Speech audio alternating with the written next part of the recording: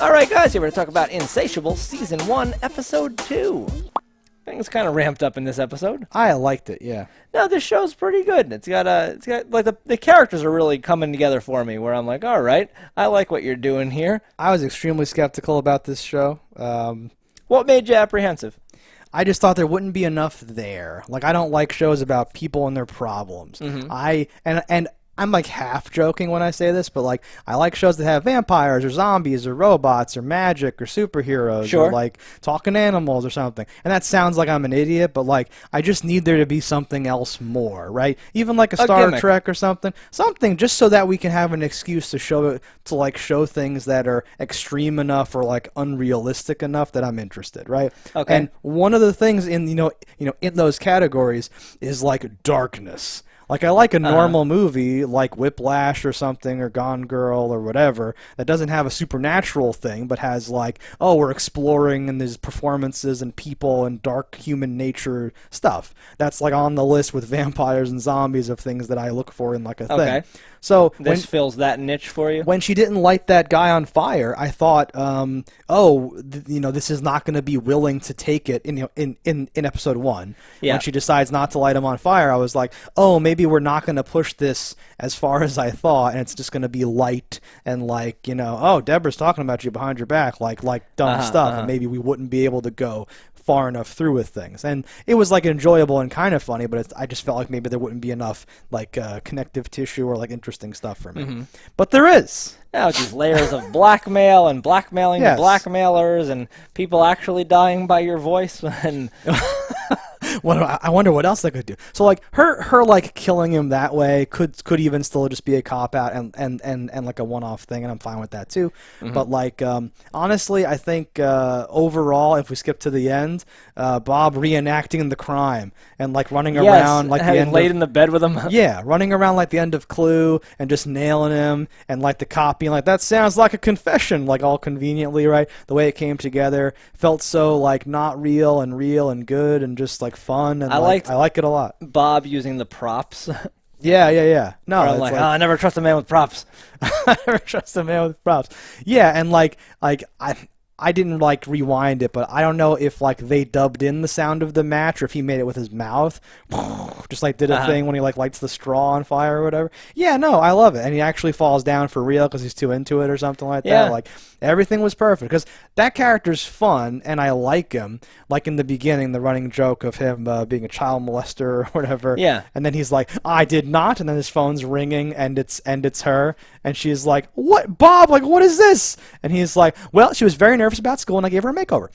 And just like she's like, oh, like stop it. Like she has that great like this story does not work even for me thing. So like that's his character, that's fine. But now in his role as like lawyer and beauty pageant coach, there's so much overlap and there's so much stuff. Yeah. Where if the show's gonna do things like this with him, like I'll tell you exactly how it happened and like go through all this stuff or something. I want there to be more of that clerk from the 7-Eleven type store. Yeah, I think he's funny. I like that. We've got to reenact it truthfully to make sure she has the exact thing. Takes blah blah blah. They get her really drunk and have her run. Yeah.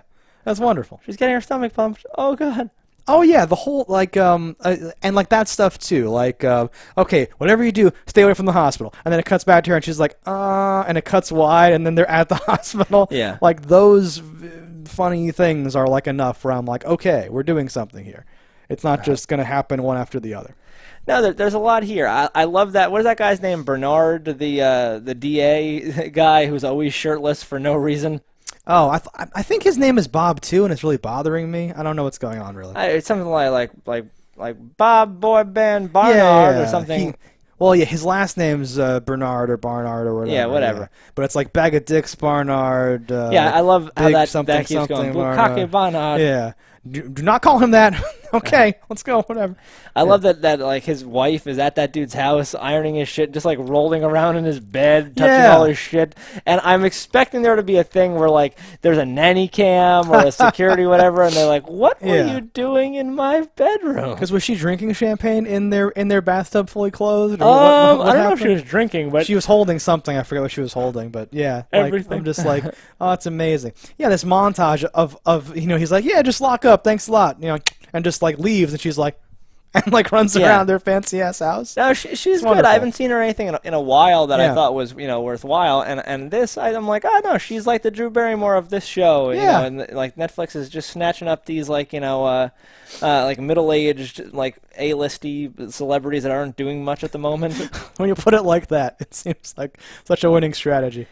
Isn't it though? No. I really like it. All that I'll say is that her accent's not 100% on point. That's like, part of the charm for me. That's part of what I like about it. I actually think that's what's funny about a lot of this is that the Southern accents aren't very good. Okay. And I think that's funnier because like they're like, that's a real actress. What the fuck? That's a real person. You could have just not given her a Southern accent and it would have been fine. She could have been from somewhere else. Like, why does she have to be Southern? Yeah, I know. But it varies by enough that some of the people either just seemingly don't have one, or I think like the main Bob is like good, and like then other people like whatever, or they're doing like a parody of a Southern accent kind of. I think that's like fine. That's that fine. There's almost comically so much happening in this one family. Yeah. And that's what like that's the outlandishness that pulls me in, where it's like not only is their son dating the daughter of his arch enemy who is trying to harass the father into whatever, but that son is also having an affair with the mother of the one that accused him of being a sexual molester in the first place. So the one that is making accusations of touching hoo-has is actually touching hoo-has. And he is underage, presumably, right? Yes. So that's this amazing. It works on a couple of levels. That's what's fun about it. But it was also a great and like what. So when I say darkness, it's also this like I mentioned It's Always Sunny in Philadelphia a lot. Because it's kind of the example of like it's like human narcissism and like shittiness, selfishness, and darkness pushed to this with like a light, with like a darker tone there than is here, right? But like that's the thing. So like when she's like complaining and like in the car and they've just banged and he's like, we can't do this anymore, and then he like hits the thing and she's like, I can't be here, and just like runs out of the car and falls down, all that stuff. Like having it go so much more and so much more far with all these things is what's making me interested, laughing about stuff. My guess for what's going to happen in the future is that blonde bimbo idiot is going to look up and be like, no, I looked up the rules on child pornography. She's wearing a top. This doesn't count. I can blah, blah. And then they're going to get the picture in the mail of him running the red light and like grabbing her breasts as she's like not wearing a shirt in the car with a teenager. And that'll be what, the smoking gun to stop her bullshit. And maybe force her to actually do things that they want to do, like take back her accusation and whatever. Yeah, I mean, like on a lot of shows when there's conflict or like something that's been established in the beginning, I'm expecting it to get resolved one way or the other. But I feel like on this show, it's just going to be a churning mass of endless shit. Just things keep escalating and like getting worse and worse, and new things pile on top of that stuff until to the point where you can't it all comes together at the end. Or I don't think it's just gonna it bubbles over and kills them. I honestly. Are those my only two options? Yes. No, I honestly don't know. So, like, we're going to get some sort of resolution that's going to make people forget about a bunch of this stuff, but I don't think every single thing that's being established is going to be, like, neatly resolved. Like, you got the like, store clerk jacking off to her. Yeah. No, I'm cranking it to the memory of your front, not your back. That would be crazy. Oh, and the running stuff with Naughty and her, like, obvious... oh, God, yes. But, like... Again, like that's a thing, right? All these shows you have, and they lampshade it, right? Oh, is this the part where you drop me and get cool friends or whatever, right? To talk about all that. Yeah. And she goes, we are not in that type of movie or something like that. To like call attention to the fact that they're like, this is a super well established plot line. You get the ugly duckling, right? The whole thing, whatever happens. But here, like rather than be like a hopeless love interest or the like put upon butt of the joke supportive friend, it's this like cranked up to 11. Like she's like, so were you kissing homeless guy? Should like we kiss maybe? Like it's this. Were you on top? Yeah, this like totally over the top version of that. And likewise, Patty is cranked up to 11 on being oblivious about it, right? Yes. At the very end, she goes to hug Bob and like pushes Nani out of the way, and she's like, "Hugs? Oh, this is awkward." And then she like from the back joins in on that hug. Tries to help her. Yeah. I like that awkwardness. It's great. Yeah, it's good stuff. And as if to like not let us get too far without like calling attention to it literally, she's like, "You're really good at this. You should be a detective like your dad." And Nani's like, "Ugh, That's a little dykey. little dykey though." You think, ugh, which is completely in line with like the whole way that would usually play out, which is yeah. We have a new character introduced, a new boy in school, and she's essentially a new girl in school because she's lost a whole girl. And most people don't seem to even recognize her, which is very funny to me.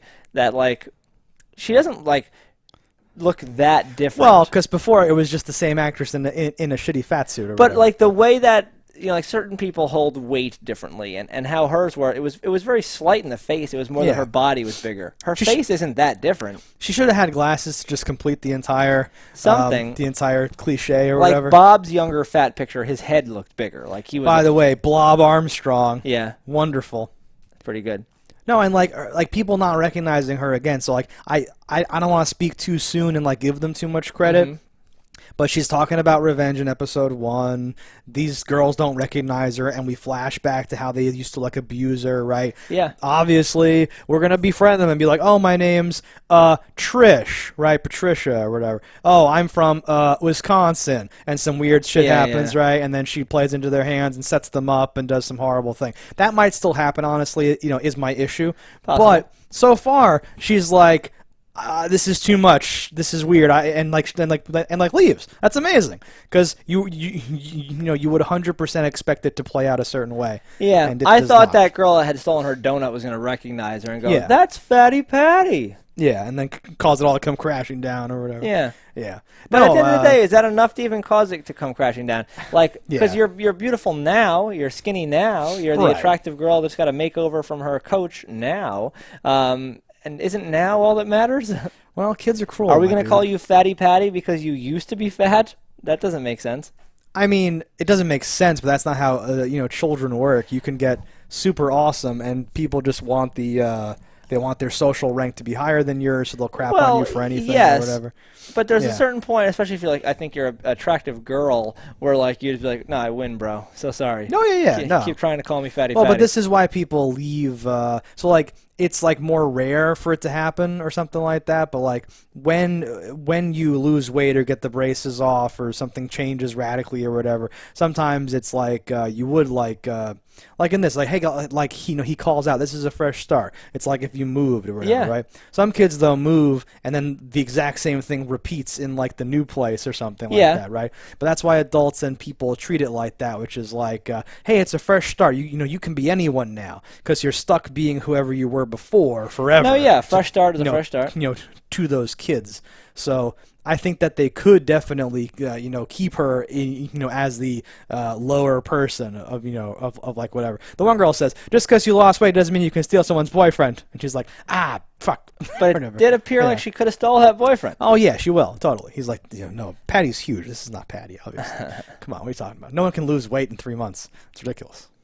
Yeah, well, at least no one could lose the skin in 3 months. No, it's we're putting aside. She does woo that clerk by showing him her chest, and I feel like you would just have a big saggy skin marks from like losing weight that quickly. You would think. I'm willing to go along the ride with them on this part or whatever. Sure. She's young. Maybe her skin's very elastic or something. Has a lot of collagen, Everyone's got it. Is that an old lady thing after fucking her? Oh, that's amazing. Oh yeah, I didn't realize I was making a slight reference with collagen reference. He's like, her face is just like shoved into the window. I'm like, God, why is it always your car? Why isn't it your house? Like, why is it his car? Well, and to have her on the nose ask, "Why do we always have to do it in your car with my face pushed up against the window like that?" Right? Because like the shot is structured. I hate to have to explain this. The shot's structured to see her first. You don't know who she's with. Right? Yeah. And then she has to, again, lampshade it like, "We always fuck like this. What do you mean? It's not weird for me to fuck like this in a car." So it's pretty good. Yeah. It's pretty smart. What else happens in this episode? I like the cell phone tech overall. We're doing a lot of text messages and like things ringing and stuff happening. Yeah. This is always a struggle. Every show has to portray cell phone conversations. You either cut to the phone and like a fake screen that's not a real screen, or you do like word overlays or something, right? We've seen a lot of examples, good and bad. Yeah. And I like this. It's like passable. It feels kind of real, and you just see the characters looking at the phone, and then the thing's on the screen somewhere. Yeah, I think that's a good way to do it. There you go, right? It's like totally working. Mm-hmm. And a lot of that's coming up. A lot of people are getting messages, or when the phone is just ringing or something like that. We get a FaceTime thing at one point.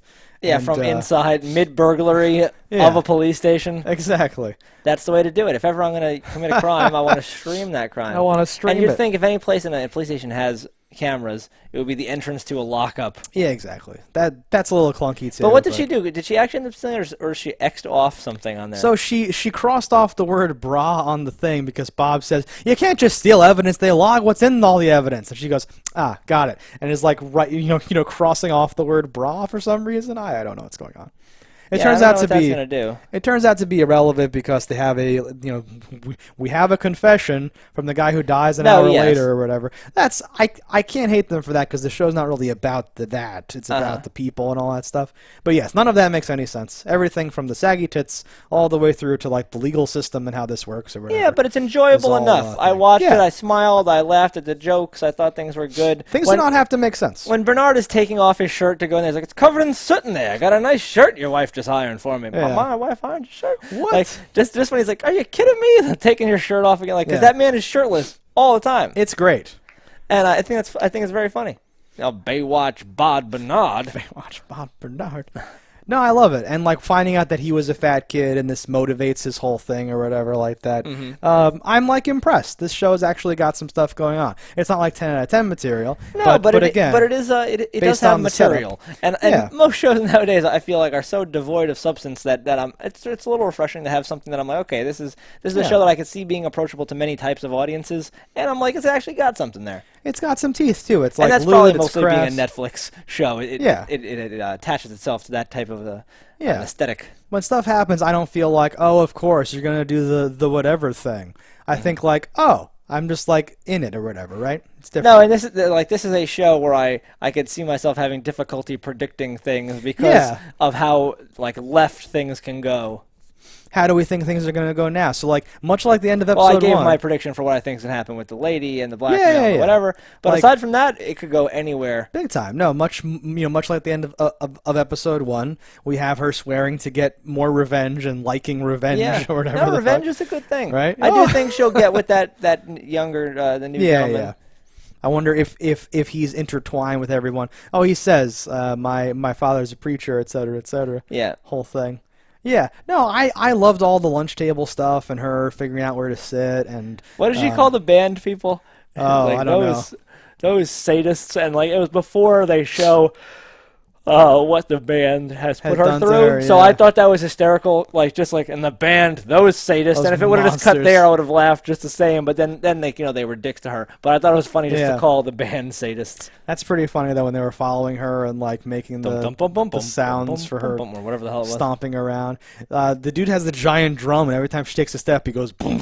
And then when she falls, they do like a thing or whatever. It's pretty. Yeah, the symbol guy had done nothing until she fell. Like he was just waiting. Dumb. Oh, she'll fall. She'll fall. Yeah.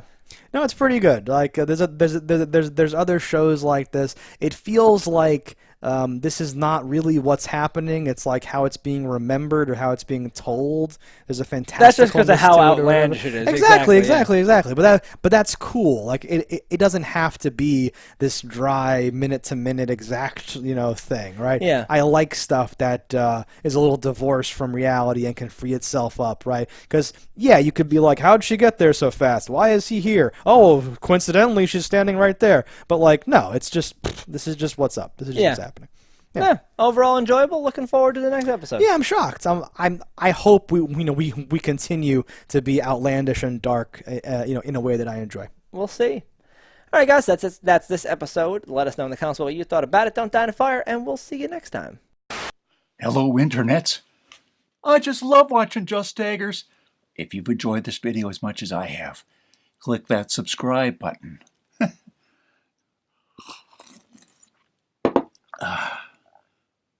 Peace out, homies.